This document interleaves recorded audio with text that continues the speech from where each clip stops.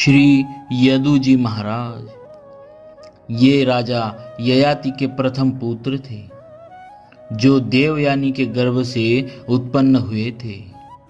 ये यादव वंश के प्रवर्तक राजा हुए। इन्हीं के वंश में स्वयं भगवान श्री कृष्णा का प्रादुर्भाव हुआ था।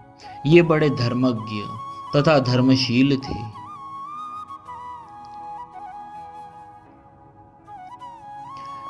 यहाँ यदि कोई शंका करे कि इन्होंने तो पिता ययाति की आज्ञा का उल्लंघन कर दिया था, जो कि अधर्म है, फिर इन्हें धर्मवित या धर्मशील कैसे कहा गया? इसका समाधान यह है कि इन्होंने मुख्य धर्म भगवत भक्ति को प्राधान्य देकर सामान्य धर्म पित्राज्ञा पालन को अस्वीकार किया था। अतः अधर्म नहीं है। वास्तविक धर्म तो भगवत भक्ति ही है। और पिता की आज्ञा मानकर जरा अवस्था को स्वीकार करने से भगवत भजन में बाधा पड़ती। जरा अवस्था साधन उपयोगी नहीं कही गई है। अतः इन्होंने पिता की आज्ञा को नहीं माना। पुनः परम पिता परमात्मा की सेवा में दत्तचित्त यदु ने यदि लौकिक पिता के वचन को नहीं माना तो कोई दोष नहीं। सामान्य धर्म से विशेष धर्म श्रेष्ठ है।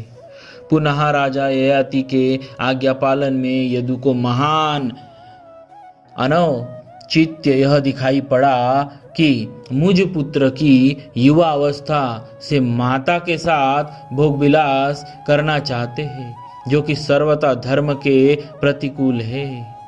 पुनः हरिवंश पुराण में वर्णन आता है कि श्री यदुजी ने किसी ब्राह्मण को उनके अनिर्दिष्ट कार्य की पूर्ति का वचन दे दिया था।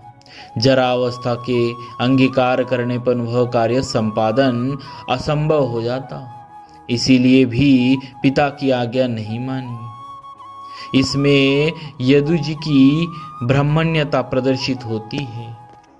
पुनः यदि श्री यदुजी ने पिता की एक आज्ञा नहीं मानी तो उसके प्रायश्चित्त के लिए संपूर्ण जीवन धर्माचरण में बिताया। और इनकी धर्मशीलता का परम प्रमाण तो यह है कि स्वयं भगवान ने इनके कुल में जन्म लिया। यदुजी महाराज भगवान दत्तात्रेय जी से ज्ञान प्राप्त कर जीवन मुक्त हो गए। बोलिए श्री यदुजी महाराज की जय। श्री भक्तवत्सल भगवान की जय।